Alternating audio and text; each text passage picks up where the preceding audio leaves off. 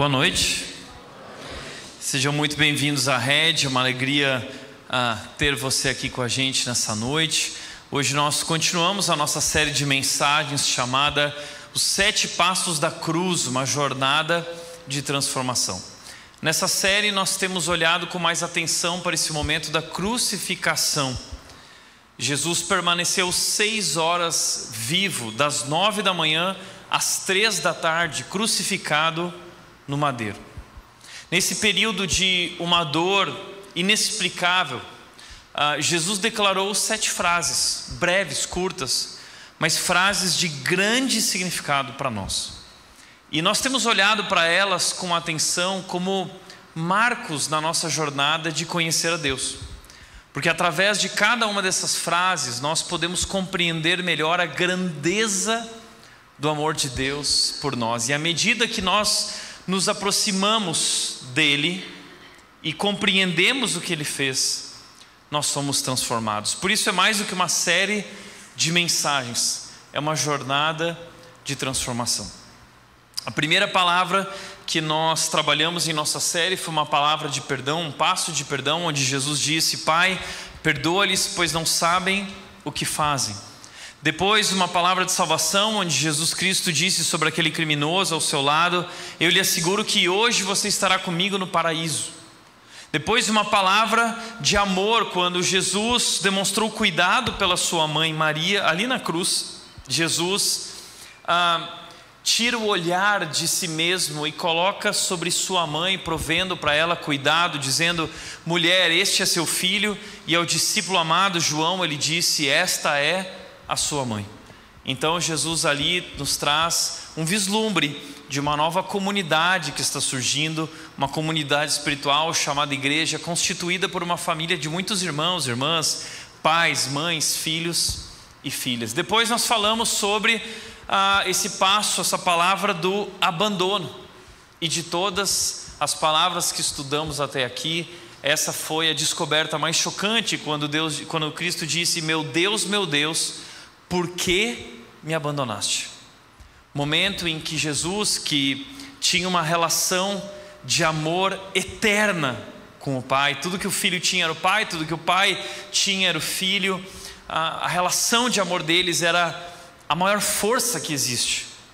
E nesse momento essa relação foi rompida, porque Cristo levou sobre si o nosso pecado, e Deus, que é santo, santo, santo, derramou sobre Cristo toda a sua ira, toda a sua justiça.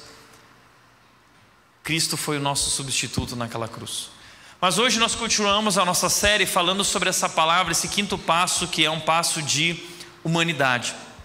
Semana que vem nós vamos trabalhar as últimas 2 frases, quando Jesus disse: está consumado, em tuas mãos entrego o meu espírito. E ali nós vamos celebrar um culto de Páscoa com esse passo, essa palavra de vitória. Nós vamos celebrar a vitória de Cristo na cruz, sua morte e sua ressurreição. Será um culto especial, eu quero te convidar para vir participar, convidar teus amigos, familiares. Nós teremos aqui também a presença do coral da Rede, então será muito emocionante. Venha participar no domingo que vem. Mas hoje, no penúltimo passo da nossa série, eu gostaria de falar sobre essa palavra em João 19:28, quando Jesus disse: tenho sede. Tenho sede. Talvez de todas, a expressão, a frase mais curta que ele disse, aliás, no grego apenas uma palavra, na tradução para o português, 2 palavras. O que nós podemos aprender através desse momento de Cristo na cruz, onde ele pede por água, onde ele diz: tenho sede?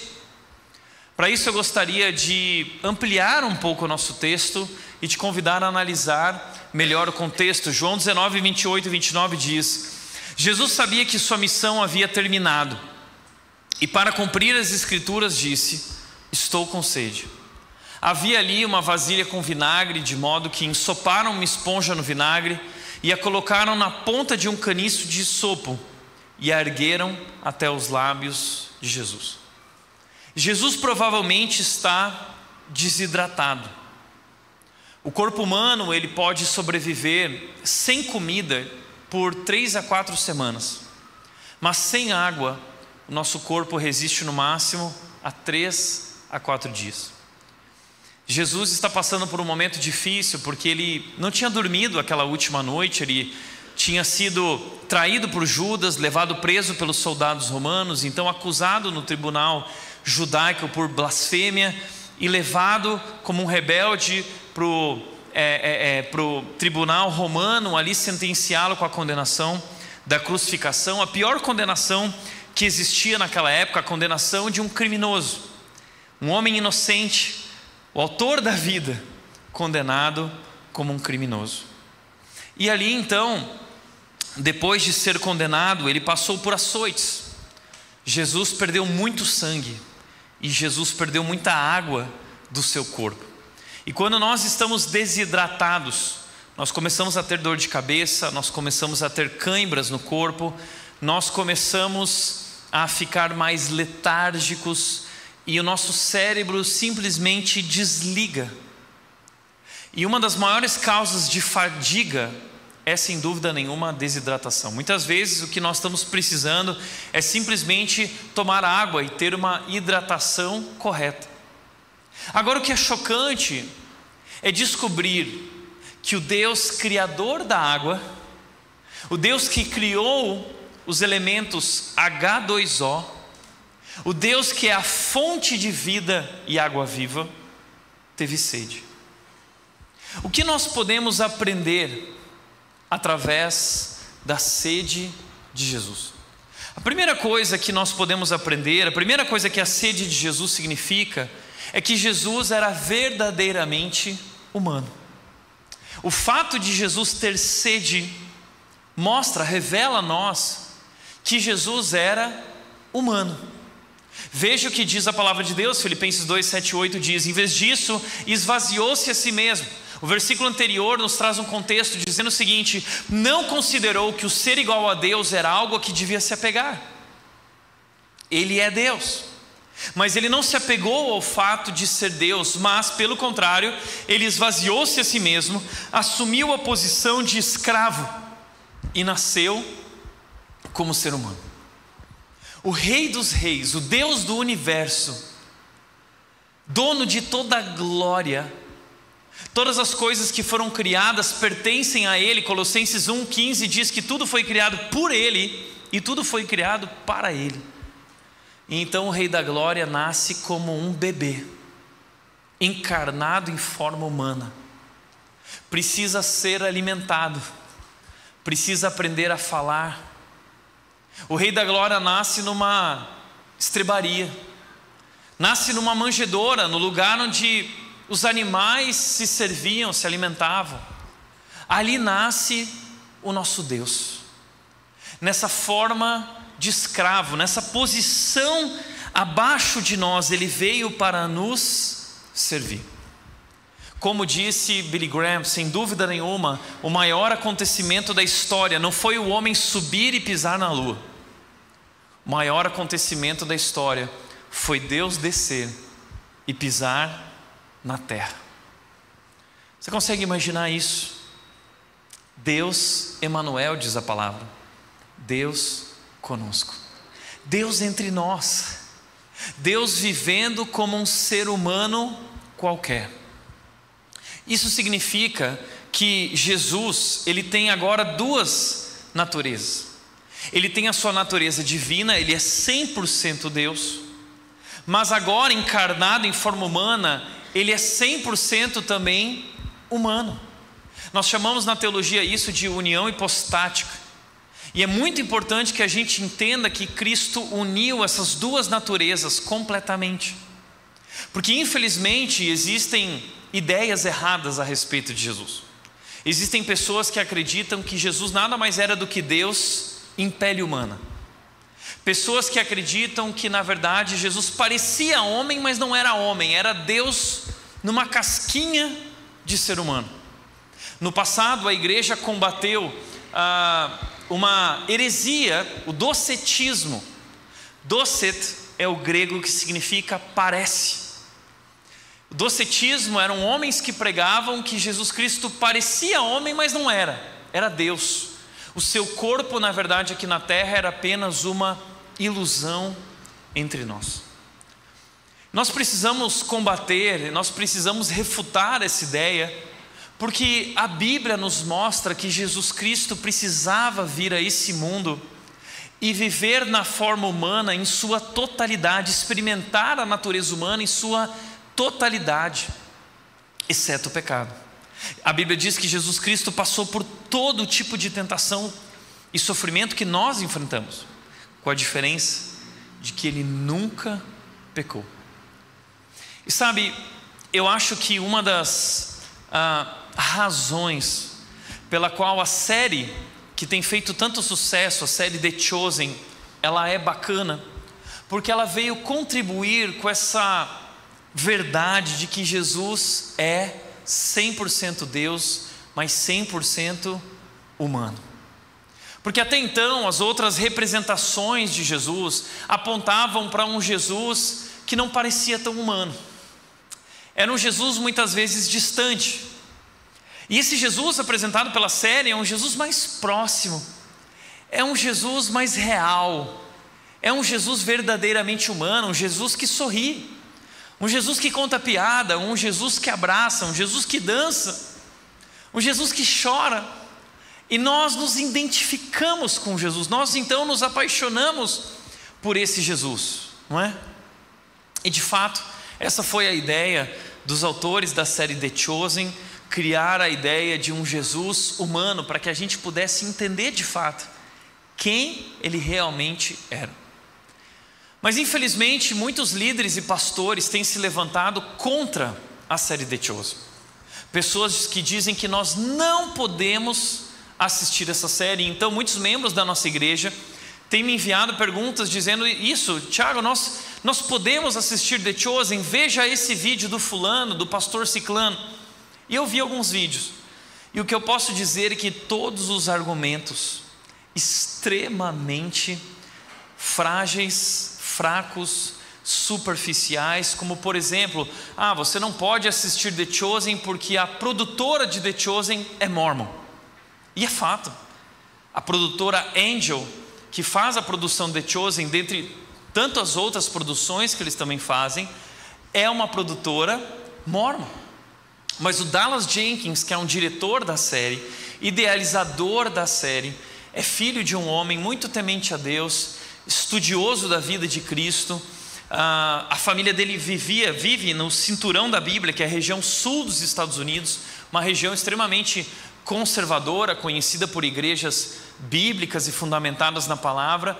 E essa é a história do Dallas Jenkins, que criou essa série, mas ao mesmo tempo teve a ideia de criar também uma ficção a partir de fatos bíblicos. Então, o Dallas Jenkins, ao se reunir com estudiosos e teólogos, profundos conhecedores da cultura judaica, presumiu como poderia ter sido a história de Jesus por meio dos fatos apresentados pela palavra de Deus. O segundo argumento usado por muitos desses pastores é de que o segundo mandamento dos 10 mandamentos diz: não farás para ti imagem ou escultura de Deus. The Chosen faz uma imagem de Jesus e nós não podemos fazer imagem de Jesus. Veja, isso é usar o texto completamente fora do seu contexto. E é triste ver pastores que se dizem tão bíblicos fazendo isso. Se fosse verdadeiramente assim, nós jamais poderíamos assistir qualquer filme sobre Jesus, como por exemplo A Paixão de Cristo, ou aqueles filmes que nós assistíamos no passado. Não é sobre isso esse princípio do segundo mandamento: não farás para ti imagem. Então, o que eu quero dizer com isso é que, se lá no Oriente Médio nós temos os xiitas, aqui no Brasil nós temos os chaatos, né? E respondendo a você que tem dúvidas, e respondendo aos chaatos, eu quero dizer que você pode assistir The Chosen sim, você pode, mas 3 considerações, 3 cuidados que você deve tomar. O primeiro: não se iluda, não se confunda. O Jesus da série não é o verdadeiro Jesus. O verdadeiro Jesus é infinitamente maior, infinitamente melhor, infinitamente mais majestoso, santo e glorioso. Então, o que eu quero evitar é que você não se decepcione quando chegar lá no céu e se aproximar de Jesus e não reconhecê-lo, porque não é o Jesus do The Chosen. Não se apegue a esse ator. Segunda coisa que eu gostaria de te dizer é: não apoie sua fé na série, mas na Bíblia. Porque nós temos um problema. Nós somos preguiçosos e nós costumamos substituir essas séries. Nós acabamos aprendendo através da série, não aprendendo através da palavra de Deus. E veja, a série não é inspirada por Deus. A série é apenas uma ficção, e nós precisamos aprender a discernir o que ali é ficção e o que é a verdade bíblica. A palavra de Deus, a Bíblia, é 100% inspirada por Deus. A série não. Mas ainda assim a série é especial, porque ela nos ajuda a enxergar, ela nos ajuda a se aproximar da história bíblica que os evangelistas, através dos evangelhos, estão tentando compartilhar conosco. E sim, eu recomendo a série, mas o meu incentivo é que a série te leve na direção da palavra de Deus, te inspire, te instigue a estudar mais e conhecer mais profundamente o Cristo verdadeiro que é revelado nas Escrituras e na palavra de Deus. E por último, consideração: não aceite tudo que você vê. Examine tudo com discernimento. 1 Tessalonicenses 5 diz que nós devemos examinar tudo e reter o que é bom. Isso significa que maturidade é você saber analisar tudo com critério, com discernimento, e reter o que é bom, e questionar, rejeitar o que não é bom. Essa é a nossa postura cristã. A postura de cristão imaturo é a postura do pode ou não pode. Pode ou não pode? Isso é postura de crente maturo. A postura do crente maduro é: eu vou analisar, eu vou receber o que é bom, eu vou rejeitar o que é ruim, e o meu crivo, o meu fundamento será a palavra de Deus. Porque se nós formos usar esse critério do não pode, porque é uma produtora Mormon, então nós não podemos mais ver filme nenhum de Hollywood, porque são produtoras dirigidas por homens que são ateus, às vezes até satanistas, ou que são de outras religiões, pessoas que não conhecem a Deus. Nós não vamos mais poder ouvir música, e tem muito crente que fala assim: eu não ouço música do mundo. Pois bem, eu não conheço outro tipo de música além de música do mundo. A questão é que nós precisamos aprender a julgar, examinar e reter o que é bom e rejeitar o que é ruim. Se nós levarmos esse princípio a sério, nós não podemos mais usar nenhum tipo de roupa. Nós não podemos usar roupa da C&A, porque foi feita por um não cristão, porque foi feita por alguém que não ama a Deus. Ou seja, nós estamos no mundo e nós podemos usar muitas dessas coisas, assistir alguns desses filmes, mas nós precisamos ser criteriosos com essa postura madura de conhecer a palavra e analisar tudo que vemos e ouvimos e vestimos com discernimento. Portanto, você pode assistir a série The Chosen. É muito especial ser ali impactado por esse Jesus tão humano, mas um Jesus que sofreu. O texto continua dizendo, Filipenses 2 diz que ele veio em forma humana e ele humilhou-se e foi obediente até a morte e morte de cruz. Você consegue entender a humilhação que é para Deus deixar o seu trono glorioso, a adoração eterna que ele recebe dos anjos que declaram que ele é santo, santo, santo, e então ele pisa na terra e ele precisa ser contido pelo corpo humano, e ele precisa aprender a escrever. O Deus onisciente aprende a escrever. O Deus que é onipotente precisa ser alimentado pela sua mãe. Ele humilhou-se.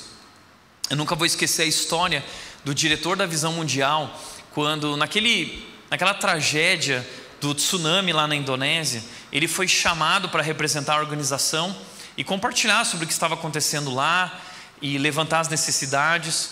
Então ele foi até a Indonésia, ele desceu do avião, e quando ele pisou na terra na Indonésia, ele conta que foi uma cena terrível, o que ele viu, o que ele sentiu, porque havia um cheiro de podridão, havia um cheiro de morte, haviam cadáveres espalhados por toda a morte, montes de corpos que eram erguidos para poder cuidar daquelas pessoas que tinham sido vítimas fatais daquelas ondas do tsunami.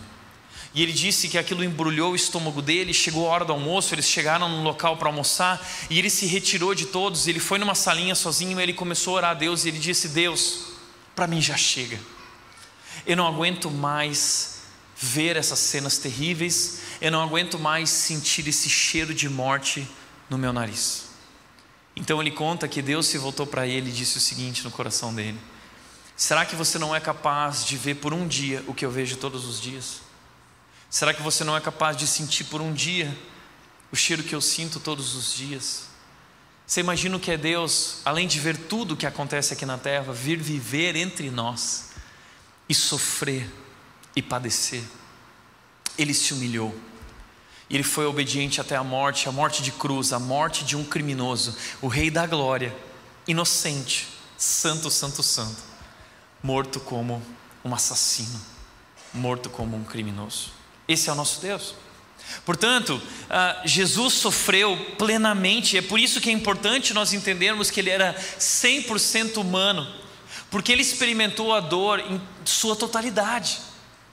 Isso traz mais intensidade às suas dores, que eu resumi nos 5 Cs da jornada do trilho da crucificação, desde os açoites que ele recebeu através do chicote romano, da coroa que foi colocada em sua cabeça, da cruz na qual ele foi pregado, através desses cravos que foram colocados em suas mãos, em suas pernas, e através do cálice que ele precisou beber, que sem dúvida nenhuma foi de longe a maior dor, uma dor profunda, inexplicável, porque Jesus Cristo bebeu do cálice da ira de Deus. E ele orou no Getsemane dizendo: Senhor, se for possível, afasta de mim este cálice, mas seja feita a tua vontade. Esse cálice representa a ira de Deus. Jesus Cristo bebeu até a última gota da ira de Deus, para que eu e você nunca precisássemos provar desse cálice. O nosso cálice é outro cálice. O nosso cálice é o cálice que transborda, como o de Davi: meu cálice transborda. O nosso cálice transborda de amor, de misericórdia, de bondade, porque Cristo bebeu o cálice da ira, porque Cristo levou sobre si a nossa condenação, porque em Cristo a justiça de Deus foi satisfeita, o nosso substituto. Eu lembro que quando o filme A Paixão de Cristo foi lançado, um grande jornalista da minha cidade, ele fez um artigo dizendo: é simplesmente impossível que um homem tenha passado por tudo aquilo que Cristo passou. Ou seja, essa história não é verdade. E ao longo dos anos, ao longo desses últimos séculos, muitas pessoas têm tentado criar uma ilusão, uma ficção em torno desse fato histórico, tentando desmanchar, tentando destruir a verdadeira história, a linda história daquilo que Deus fez por nós. É super interessante, tem feito isso, e mais do que isso, outras religiões têm feito isso. O Alcorão, que é o livro dos muçulmanos, o Alcorão, para você ter uma ideia, foi escrito 600 anos depois de Jesus. 600 anos depois de Jesus. A Bíblia foi escrita, começou a ser escrita 2.500 anos antes do Alcorão. Isso significa alguma coisa, não significa? E no Alcorão, tentando desconstruir essa ideia de Jesus, o profeta disse: eles dizem, matamos o Messias, Jesus, o filho de Maria, o mensageiro de Alá. Na verdade, eles não mataram, nem o crucificaram, mas foi uma simulação. E na verdade, aqueles que discordam sobre isso estão em dúvida. Eles não têm conhecimento sobre isso, exceto a seguinte suposição: eles não mataram, com certeza. Ou seja, o que os muçulmanos tentam dizer é que Deus jamais assumiria a forma humana, e que se assumisse a forma humana, Ele jamais poderia morrer. Mas foi o que aconteceu. E existe um historiador do 1º século, muito antes do Alcorão ser escrito, Flávio Joséfo, escreveu um livro sobre a história de Israel. Ele é um judeu com cidadania romana. Ele nasceu em 37 depois de Cristo, muito próximo da época de Jesus, e morreu aos 100 anos depois de Cristo, ou seja, ainda no 1º século, muito mais próximo que o profeta que escreveu o Alcorão. E esse historiador, que não é cristão, ele disse o seguinte sobre Jesus: nessa época havia um homem sábio chamado Jesus. Seu comportamento era bom e sabe-se que era uma pessoa de virtudes. Muitos dentre os judeus e de outras nações tornaram-se seus discípulos. Pilatos condenou a crucificação e a morte. É um fato histórico, comprovado não apenas por um historiador como Flávio Joséfo, mas como outros historiadores como Lucas, o evangelista, Mateus, Marcos, discípulos de Jesus, que foram testemunhas oculares. Ou seja, a nossa fé não é uma fé cega, a nossa fé não é uma fé burra, a nossa fé é uma fé que está fundamentada em fatos reais. O nosso problema é que somos preguiçosos e não estudamos e não buscamos compreender mais a fundo. Mas como disse Augusto Nicodemos, Jesus Cristo morreu na cruz para tirar o nosso pecado e não a nossa inteligência. Então nós precisamos começar a estudar mais e compreender que nossa fé faz todo sentido. E vou te dizer mais: Jesus Cristo não somente sentiu a dor em sua totalidade por ser 100% humano, mas veja o que Marcos diz sobre ele. Levaram Jesus a um lugar chamado Gólgota, ofereceram-lhe, pouco antes da crucificação, ofereceram-lhe vinho misturado com mirra, mas ele recusou. O que significa isso? O vinho misturado com mirra era um narcótico, era uma espécie de droga, e os soldados romanos ofereceram isso a Jesus para que ele não gritasse tanto na cruz. Os soldados não estavam preocupados com Jesus e o sofrimento dele, estavam preocupados com o seu conforto, porque a crucificação era um momento excruciante, durava horas e horas e horas, até dias, e os soldados tinham que ficar ali até o final para retirar os corpos e garantir que ninguém viesse libertar um daqueles criminosos. Então os soldados, para não ficarem ouvindo os gritos e gemidos daqueles homens na cruz, eles davam para eles essa bebida que era um narcótico. Mas Jesus recusou, diz o texto bíblico. E por que Jesus recusou? Porque Jesus queria sentir cada grama da dor. Jesus queria estar pleno de todas as suas faculdades, em toda a sua humanidade. Em plena humanidade, Cristo padeceu. Primeira verdade que aprendemos através da sede é que Jesus era verdadeiramente homem. Segunda verdade que aprendemos é que Jesus era o Salvador prometido. João 19:28 diz: Jesus sabia que sua missão havia terminado e para cumprir as Escrituras disse: estou com sede. Para cumprir as Escrituras, conforme as Escrituras diziam, Jesus cumpriu isso na cruz dizendo: estou com sede. O que significa isso? Por milhares de anos antes, ao longo da história do Antigo Testamento, Deus, desde Adão e Eva, foi anunciando que Ele enviaria um Salvador, que Ele enviaria o Messias, que Ele enviaria o ungido, o escolhido, o Cordeiro de Deus, que tiraria o pecado do mundo. E todos aqueles outros cordeiros e todo aquele sistema religioso, ritual, sacrificial, nada mais era do que uma sombra, uma figura que apontava para uma realidade que estava por vir em Cristo Jesus. E existem no Antigo Testamento muitas profecias sobre Cristo, mais especificamente 380 profecias. Sabe por quê? Porque muitos homens vieram dizendo que eram o Messias.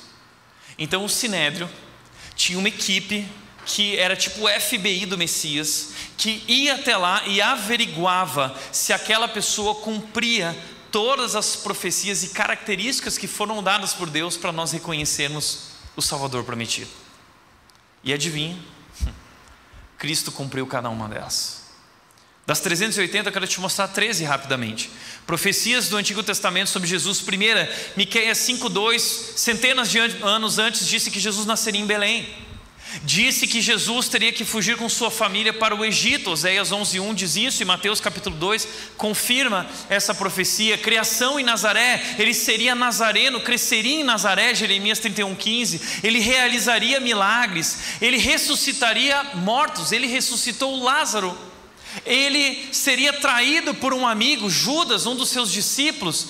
Ele seria falsamente acusado, sendo inocente, ele seria acusado. Ele morreria numa cruz. Salmo 22 diz que ele morreria numa cruz. Ele seria torturado, diz o Salmo 22, e os torturadores apostariam por suas roupas.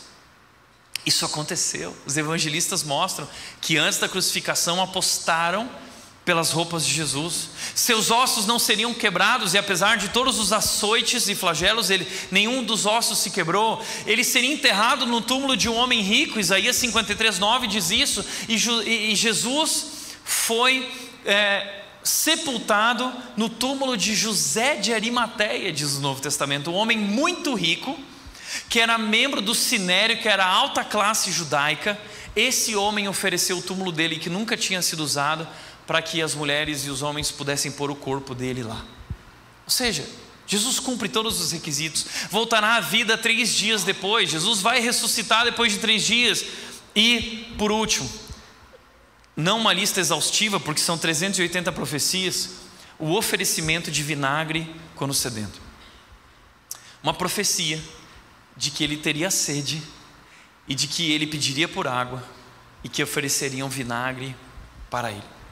Mas eu quero te chamar a atenção para esse momento. Eu quero que a gente agora use uma lupa aqui para olhar um pouco com atenção para isso e para o significado figurativo desse momento. Porque lá no Antigo Testamento havia um momento em que o povo estava sendo libertado do Egito através da pessoa de Moisés. Deus enviou 10 pragas, e a última praga era a praga do anjo da morte, que passaria por todas as casas e famílias. Mas as casas que tivessem nos umbrais das portas o sangue do cordeiro aspergido e untado, essas casas estariam protegidas. Salvação por meio do sangue do cordeiro. Agora, você consegue imaginar essa cena? Esses cordeiros sendo mortos, e veja o que diz o texto. Nessa Páscoa, essa foi a primeira Páscoa no Egito, que significa passagem, porque o anjo passou. Deixem o sangue escorrer para uma vasilha. Tomem um feixe de ramos de hisopo e molhem-no com o sangue. Usando o hisopo, presta atenção nisso, usando o hisopo, passem o sangue nos batentes laterais, no alto da porta das casas. Ninguém saia de casa até o amanhecer. O hisopo era uma planta que era usada não somente nesse momento, mas foi usada nos rituais do templo para purificar os animais, purificar e aspergir os sacrifícios. O hisopo era usado para isso. Então, nesse momento, eu fico imaginando, você consegue imaginar isso? Ovelhas são criaturas tão dóceis, criaturas tão frágeis, criaturas tão fofinhas. E imagina essas crianças vendo essa cena, o pai matando a ovelha, pegando o sangue da ovelha e passando nos umbrais das portas. Por que Deus faz algo tão chocante? Por quê?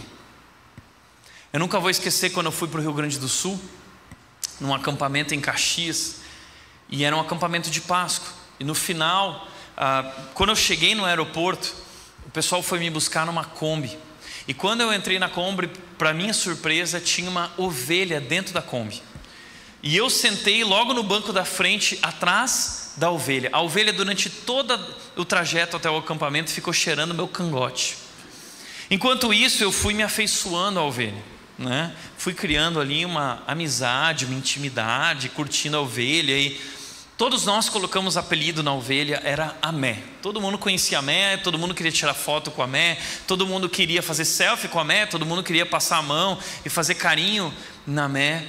Mas eu lembro quando chegou o último dia, o domingo do acampamento, e eu terminei de pregar, e eu desci do púlpito. E aí um dos líderes do acampamento subiu e disse o seguinte: olha, para que a gente possa ter uma ideia de como era o sacrifício e aquilo que representa o sacrifício, agora nós queremos que vocês olhem para trás. E no momento em que nós olhamos para trás, nós vimos Amé em cima de uma mesa, com o seu pescoço completamente aberto, e o sangue derramava, pingava no chão. Foi uma cena chocante. Eu não vou entrar nos méritos da questão da ilustração que eles fizeram, mas o que eu lembro é que aquilo foi extremamente chocante. E a pergunta é: por que Deus permite que famílias e crianças passem por algo tão chocante? Sabe por quê? Porque Deus quer nos mostrar a maior verdade da história, a verdade daquilo que Cristo faria, o verdadeiro Cordeiro de Deus. João 19:29 diz: havia ali uma vasilha com vinagre, de modo que soparam uma esponja no vinagre, a colocaram na ponta de um caniço de isopo e a ergueram até os lábios de Jesus. Nesse momento figurativo, qualquer judeu poderia olhar e entender: eis o Cordeiro de Deus que tira o pecado do mundo, o verdadeiro sacrifício. E o sangue desse Cordeiro, sem mácula, sem defeito, sem mancha, sem pecado, foi derramado sobre nossas vidas. Ele é o Cordeiro de Deus. Portanto, essa história nada mais era do que uma metáfora, uma sombra que apontava para a verdadeira realidade daquilo que um dia Deus faria com seu próprio Filho na cruz. E o sangue de Jesus foi derramado sobre nossas vidas. Que Deus! Jesus é o Salvador prometido. Ele cumpriu todas as profecias. É Ele, não há dúvida. Terceiro lugar, a sede de Jesus significa que Deus nos ama profundamente. O fato de Cristo ter passado pelo que Ele passou, o fato de Jesus Cristo ter passado pela desidratação e por todo tipo de aflição, mostra que Deus nos ama profundamente. Romanos 5:8 diz: mas Deus prova seu grande amor ao enviar Cristo para morrer por nós quando ainda éramos pecadores. Mas Deus nos prova, Deus provou que nos ama. Uma das coisas que mais me entristece é quando eu ouço alguém falando: eu tenho pedido a Deus um sinal do seu amor, eu tenho pedido que Deus mostre para mim se Ele se importa com a minha vida. Pois deixa eu te perguntar: que prova maior Deus pode te enviar, senão a morte do próprio Filho dele, levando sobre si a tua condenação dos teus pecados? Era você e eu que merecíamos estar ali. Jesus é nosso substituto.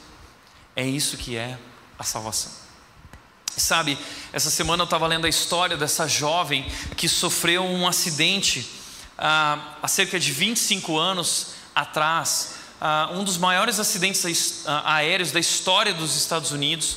Um avião caiu na cidade de Detroit e morreram 154 pessoas. A única sobrevivente é essa jovem, que na época tinha 4 anos de idade. Seu pai morreu, seu irmão morreu, sua mãe morreu num acidente. E por espanto dos bombeiros e dos resgatadores, quando eles chegaram até os destroços, eles encontraram essa menina com 4 anos no meio dos destroços. Eles ficaram assustados, mas nas palavras dela, o que eles puderam entender é que a mãe daquela jovem, quando viu que estava prestes a acontecer o acidente, ela se levantou da sua cadeira, ela parou na frente da menina e ela cobriu essa menina com o seu corpo. E muito provavelmente o que aconteceu é que o seu corpo absorveu todo o impacto para que essa menina pudesse ter a sua vida preservada. Eu acho essa cena tão linda, porque foi exatamente isso que Cristo fez por mim e por você.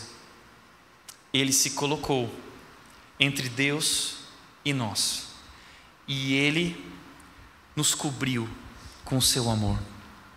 Ele nos cobriu com o seu sangue, e Ele absorveu toda a condenação, toda a ira de Deus, e todo julgamento e toda justiça foi lançada sobre Ele, para que nós pudéssemos receber o amor incondicional de Deus.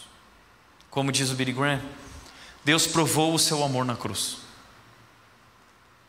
Quando Cristo pendurado ali sangrou, ali morreu, foi Deus dizendo ao mundo: eu te amo. Eu te amo. Minha pergunta diante desse amor é: qual será a sua resposta?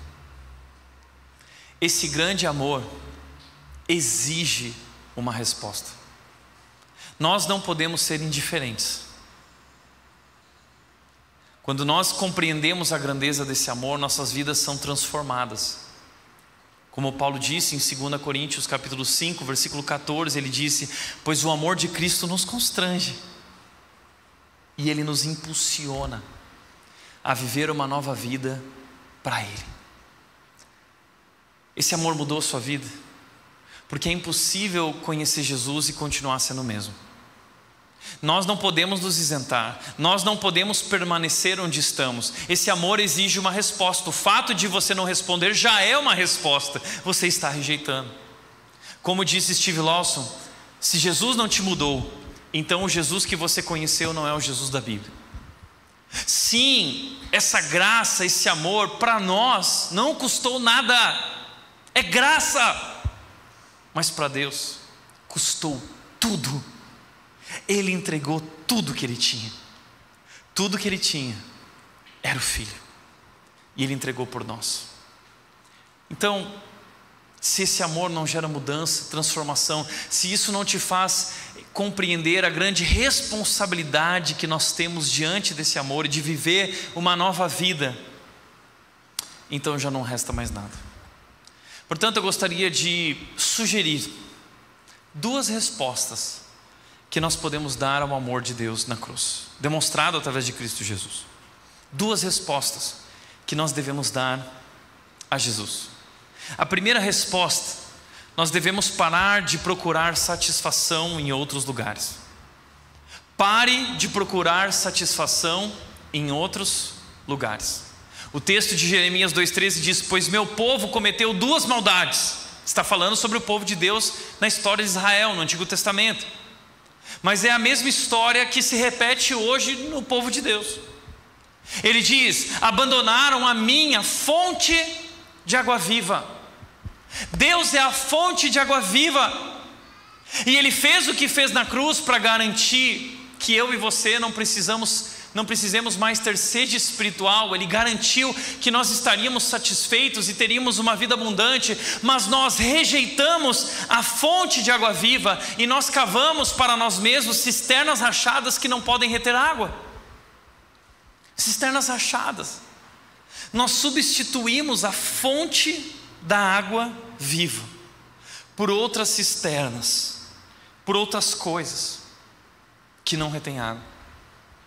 Nós substituímos por um cônjuge, pelo casamento, por um marido, por uma esposa, e aí você se casa na expectativa de que agora você vai se realizar pessoalmente, porque o teu sonho era se casar e você realizou o maior sonho da tua vida, então você se frustra porque teu marido é uma baita cisterna rachada. Tua esposa é uma cisterna rachada, porque o cônjuge não foi colocado na tua vida para ser tua fonte de satisfação, porque o casamento não foi colocado na tua vida para ser a fonte de água viva que te satisfaz e te realiza completamente. Não foi para isso. Nós abandonamos e substituímos o doador das coisas pelas coisas. Mas entenda, Deus fez o que fez na cruz para garantir que nós estejamos completamente supridos em todas as áreas da nossa vida. Veja o que diz Filipenses 4,19: e esse mesmo Deus que cuida de mim, lhe suprirá todas as necessidades, todas as nossas necessidades emocionais, espirituais, serão supridas por Deus. Veja, por meio das riquezas gloriosas que nos foram dadas em Cristo Jesus. Riquezas gloriosas nos foram dadas em Cristo Jesus. Mas nós não estamos desfrutando, porque nós não compreendemos que riquezas gloriosas são essas. Que riquezas gloriosas são essas? São os bens materiais? É riqueza, é dinheiro? Como disse o Sproul, o falso evangelho diz que as bênçãos são carros, dinheiro e status, mas o verdadeiro evangelho diz que a nossa bênção é Cristo. Nós somos abençoados em Cristo, e em Cristo nós temos tudo o que nós precisamos. O versículo de Romanos capítulo 8, versículo 32 diz: se Ele não poupou nem mesmo o seu próprio Filho, que é o que Ele mais ama, mas o entregou por todos nós, acaso não nos dará todas as outras coisas? Por que você duvida de Deus? Por que você questiona Deus? Por que você anda tão insatisfeito? Jesus Cristo é suficiente. Jesus Cristo basta. Veja o que diz o Josemar Bessa: a mensagem do Evangelho não fala sobre tudo dar certo na sua vida. Fala que Jesus vai ser suficiente, não importa o que aconteça. A mensagem do Evangelho não é que tudo vai dar certo. Não é que você não vai se divorciar do seu marido, não vai se separar. Talvez você passe pela separação e será doloroso. Mas se passar, Jesus será suficiente. Talvez você nunca se case. Mas se não casar, Jesus será suficiente. Talvez você nunca possa ter filhos. Mas se você não tiver filhos, Jesus será suficiente. Talvez você nunca alcance o sucesso na carreira que você tanto almeja. Mas ainda que você não alcance, Jesus Cristo basta. Nós não cantamos isso hoje aqui? Jesus Cristo basta, Jesus Cristo basta. Pois bem, isso é uma verdade em nossas vidas ou é uma mentira? Nós estamos mentindo? Jesus Cristo basta ou não basta? É Jesus Cristo e mais alguma coisa, e algo mais. É Jesus Cristo e bens materiais. É Jesus Cristo e seguidores e curtidas nas redes sociais. Jesus Cristo basta ou não basta? Ele é suficiente ou ele não é suficiente? O nosso problema é que nós substituímos a fonte de água viva por cisternas rachadas que não retêm água. E como diz o texto bíblico de João 4, 13 e 14, Jesus respondeu: quem bebe desta água logo terá sede outra vez, mas quem bebe da água que eu lhe dou nunca mais terá sede. Esse é o nosso problema, nós temos ido à fonte errada. Estamos buscando a felicidade, a satisfação nas coisas erradas, e nada disso satisfaz. São cisternas rachadas que produzem uma ânsia cada vez maior e uma satisfação cada vez menor. Temos rejeitado a fonte de água viva. Quem bebe dessa fonte voltará a ter sede. Foram as palavras de Jesus àquela mulher do poço, a mulher samaritana, que já tinha passado por 5 casamentos e agora estava com o 6º homem, que nem marido dela era. Ela estava buscando em relacionamentos satisfazer a sede da sua alma. E Jesus diz: não dá certo, mas no dia que você beber da água que eu tenho para te dar, rios de água viva fluirão de dentro de você, e você nunca mais precisará beber. Você estará insatisfeita. Sabe por que você é insatisfeito, insatisfeita no casamento, insatisfeito em várias áreas da tua vida? Porque Cristo não é suficiente para você. Essa é a verdade. Eu nunca vou esquecer de uma propaganda do passado. Talvez você lembre dessa propaganda da Sprite. Imagem não é nada, sede é tudo. Obedeça a sua sede. E talvez até a Sprite estava certa, porque a Sprite é gostoso. Na hora que nós estamos com sede física, a Sprite ela sacia a nossa sede. Porém, nós seres humanos, a Bíblia diz que nós temos uma sede espiritual. A Bíblia diz que, Eclesiastes diz que Deus colocou no coração do homem um anseio pela eternidade, pelo transcendente, e nada satisfaz. E a gente fica tentando tapar esse grande buraco dentro de nós com um casamento. A gente acha que a nossa sede é de casar. A gente acha que a nossa sede é uma sede por uma carreira satisfatória, bem-sucedida. A gente acha que a nossa sede, o que nós precisamos é na verdade de um corpo perfeito. E quando eu tiver o corpo perfeito, então eu vou ser feliz, eu vou estar satisfeito comigo mesmo. E aí você investe o dinheiro que não tem, o tempo que não tem, para desenvolver o corpo perfeito, para se sentir melhor. Mas nunca é o suficiente, porque é uma cisterna rachada. E veja, o casamento não é um problema em si. O trabalho não é um problema em si. O corpo que nos foi dado não é um problema em si. O problema é quando nós substituímos Deus pelo corpo. Quando nós substituímos Deus pelo casamento, é o que Romanos 1 diz, nós substituímos o Deus Criador pelas coisas que foram criadas. Isso denuncia a nossa idolatria. Nós buscamos nessas coisas a nossa satisfação, a nossa felicidade, e é por isso que somos tão insatisfeitos. Nessas coisas buscamos nossa identidade. Nós buscamos também no sucesso, no conhecimento, nas conquistas. Estamos rejeitando a única coisa que pode de fato nos satisfazer. Jesus Cristo disse em João 7, 37 e 38, ele se levantou e disse em alta voz: quem tem sede, vem a mim e beba. Vem a mim e beba. Pois as Escrituras declaram: rios de água viva brotarão do interior de quem crer em mim. Rios de água viva. Sabe por que Cristo fez o que fez naquela cruz? Para garantir que eu e você possamos ter dentro de nós essa fonte de satisfação, esse rio de água viva fluindo. E como é possível isso?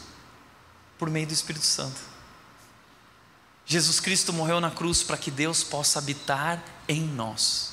Nós somos agora a morada de Deus. Deus não habita mais em templos feitos por mãos humanas, Ele habita em nós. Nós somos casa de Deus. A presença do Espírito é Deus vivendo em mim, uma fonte a jorrar a vida eterna dentro de mim. É isso que significa uma vida abundante. Eu e você podemos ter essa vida abundante de amor, de alegria, de paciência, de longanimidade, de mansidão, de domínio próprio.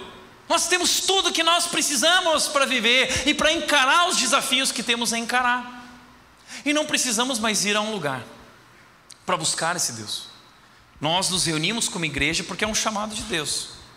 Mas a verdade é aquilo que Jesus disse para aquela mulher: você não precisa ir a Jerusalém nem a Gerizim. Chegou a hora em que os verdadeiros adoradores me adorarão em espírito e em verdade. É isso. O Espírito de Deus veio viver em nós. Mas nós temos rejeitado a fonte de água viva. Nós precisamos encontrar nele a nossa satisfação. Minha pergunta que eu te deixo é: você tem ido à fonte certa? Talvez essa é a razão pela qual você anda tão insatisfeito e tão insatisfeita. Como disse Paul Tripp, nossos corações nunca se satisfazem com coisas. Não. Nossos corações só se satisfarão com o doador das coisas.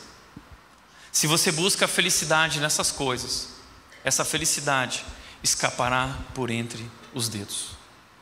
Pare de buscar satisfação em outros lugares. Vá até a fonte que teve sede para garantir que rios de água viva fluiriam dentro de nossas vidas. Segunda resposta que nós podemos dar a esse amor é compreender que servir os outros é servir a Jesus. Compreenda isso.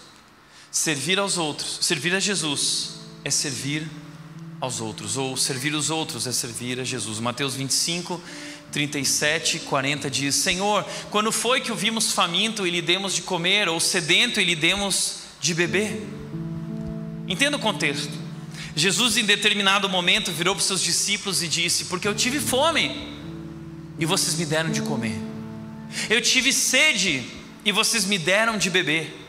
Então os discípulos falaram assim: mas Senhor, quando foi que nós te vimos faminto? Quando foi que nós te vimos sedento e nós te demos de beber?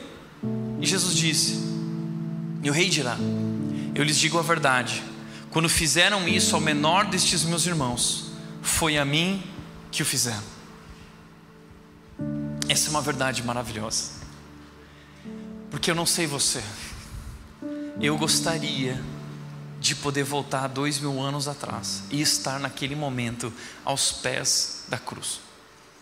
A Mel assiste de vez em quando um desenho chamado Superbook, de um personagem que volta no tempo e vive as histórias bíblicas. Eu queria poder viver e estar diante de Cristo. E sabe o que eu faria? Eu queria saciar a sede de Jesus. Eu queria, em gratidão, pegar um copo, uma taça, encher de água que transborda, e eu queria dar ao meu Salvador. Sabe, eu não posso. Ou melhor, eu posso. Jesus disse que quando alguém estiver com fome, quando alguém estiver com sede, quando alguém estiver alguma necessidade, quando eu servir, é na verdade a Ele que eu estou fazendo. Entenda isso. Você não está fazendo o que faz pelo teu marido. Você não está fazendo o que faz pela tua esposa. Você não faz o que faz pelo teu chefe. Você faz o que faz por Cristo Jesus. Nós somos chamados para servi-lo, e nós servimos os outros, porque ao servi-los nós estamos servindo ao nosso Salvador. Foi o que disse a Madre Teresa de Calcutá.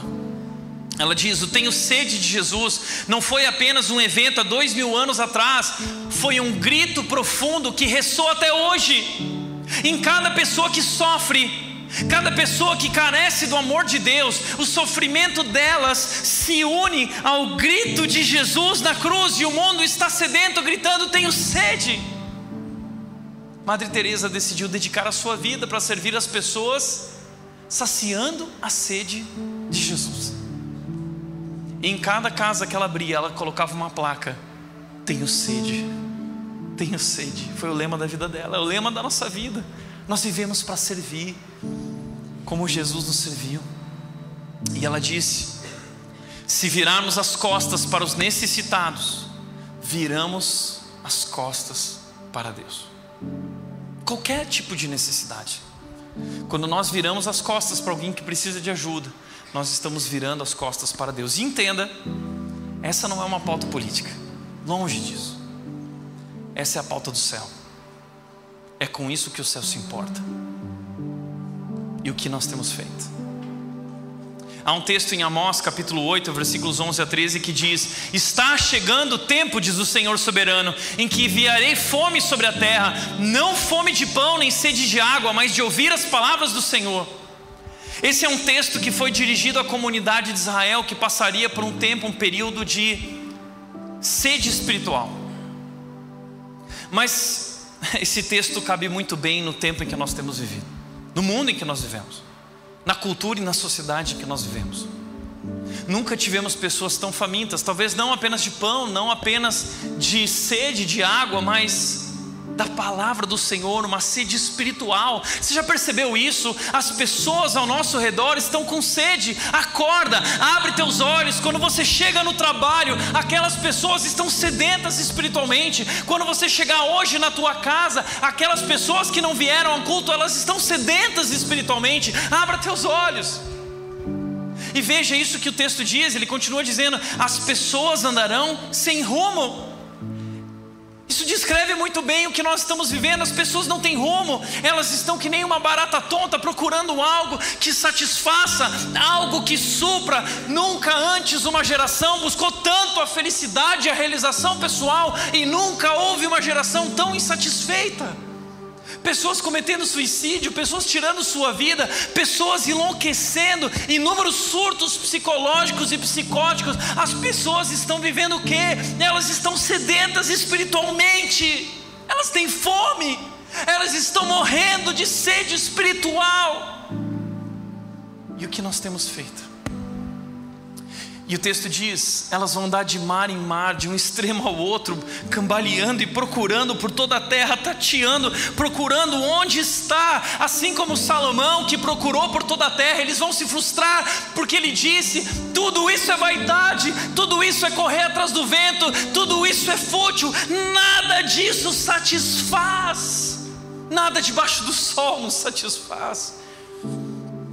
Eu nunca esqueço quando eu cheguei na Indonésia e eu vi aqueles jovens, homens e mulheres, pessoas lindas, mochileiros, aquele perfil exótico, buscando Buda, sentados na beira da praia adorando Deus Fogo, procurando no hinduísmo uma resposta, procurando no elefante uma resposta. Sede espiritual, de mar ao outro, em vários destinos, procurando o transcendente, procurando o divino, o Deus Emanuel, que se revela em Jesus, que veio a esse mundo, pisou na terra e morreu na cruz. E ele diz: em busca da palavra do Senhor, mas não a encontrarão. Naquele dia, moças belas e rapazes fortes desmaiarão de sede.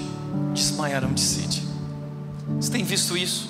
YouTubers, influencers, atores de Hollywood, pessoas importantes e belas e maravilhosas, adoecendo, desmaiando de sede. A música do John Mayer descreve muito bem isso. Uma música dele que diz: amigos, ok, eu tenho amigos. Dinheiro, ok, eu tenho todo o dinheiro que eu preciso. Eu tenho uma boa comida, ok. Sexo eu tenho, ok. Guitarra tá ok, eu tenho as melhores guitarras. O microfone tá ok. Mensagens à minha espera quando eu chego em casa. Eu sou requisitado, eu tenho uma agenda. Eu sou uma pessoa importante, eu alcancei o sucesso. Mas alguma coisa está faltando. Alguma coisa está faltando. E eu não sei como consertar isso. Alguma coisa está faltando e eu não sei o que é. E ele continua dizendo em outra música: estou um pouco perdido no mar, eu sou um passarinho em uma árvore velha e grande, mas eu vou ser encontrado. Mas eu vou ser encontrado. Quando o meu tempo acabar, eu vou ser encontrado. Esse é o desejo de cada ser humano que habita essa terra. O desejo, o anseio de ser encontrado por Deus. E esse é o nosso privilégio. Nós anunciamos essa verdade. A maior alegria que existe na vida é conhecer Jesus. A segunda maior alegria que existe na vida é torná-lo conhecido. É o nosso privilégio falar de Jesus. Como diz Josemar Bessa, o nível mais alto do egoísmo é conhecer Jesus e não falar dele para ninguém. Você tem falado? Você tem compartilhado desse grande amor? Como você pode permanecer calado enquanto pessoas estão sofrendo e morrendo? Eu quero terminar com a história do Doug Nichols. Doug Nichols é um homem que se tornou missionário na Índia. Ele decidiu dedicar a vida dele para compartilhar essa mensagem, falar de Jesus.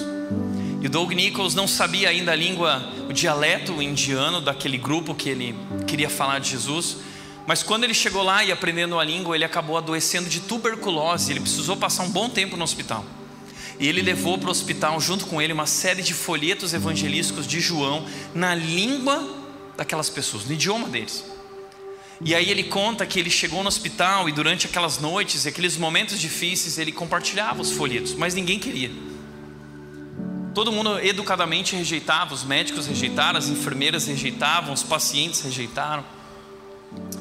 E uma certa noite, durante a madrugada, ele ouviu um homem, um senhor de idade, do outro lado da sala, cheia de macas e pessoas enfermas, e ele ouviu um homem murmurando, um homem chorando.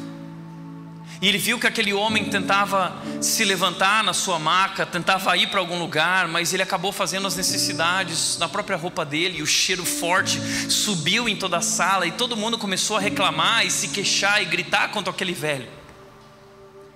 E ele viu aquilo e na noite seguinte, quando ele ouviu de novo o velho murmurando, chorando, ele decidiu se levantar e com muita dificuldade ele foi até a cama daquele velho e ele disse: eu posso te ajudar? Posso te levar ao banheiro? E ele levou esse homem ao banheiro. Esse homem fez as suas necessidades. Eles voltaram e esse homem disse algo para ele que ele não sabe o que foi, mas o homem sorriu para ele. E ele voltou para sua cama e dormiu. No outro dia pela manhã, logo cedo, o colega de cama do lado ofereceu para ele um chá quentinho e gostoso e falou assim, apontando para o folheto, e ele entregou o folheto de João. E aí de repente ele conta que um milagre aconteceu.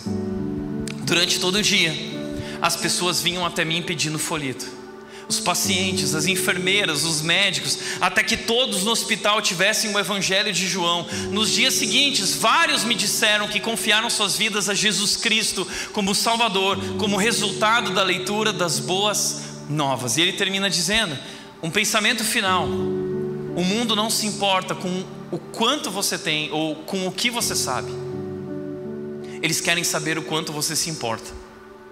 Eu simplesmente levei um velho ao banheiro e qualquer um pode fazer isso. Minha pergunta é: o que você está disposto a fazer por Jesus, que tem fome, que tem sede, o que você está disposto a fazer? Pois eu quero dizer a você que nós, como igreja, jamais ficaremos parados diante desse chamado e responsabilidade. Nós temos olhado para esse novo espaço e eu não quero que você confunda, que você se iluda, porque não é sobre um novo espaço, é sobre uma visão. Eu ainda não posso compartilhar a visão por algumas questões, mas o que eu quero dizer é: prepare-se, porque essa igreja começou servindo a nossa cidade. Quando nós chegamos aqui em 2012, nós procuramos o Senhor Osias e o Deco e nós falamos: nós queremos começar uma igreja servindo a cidade.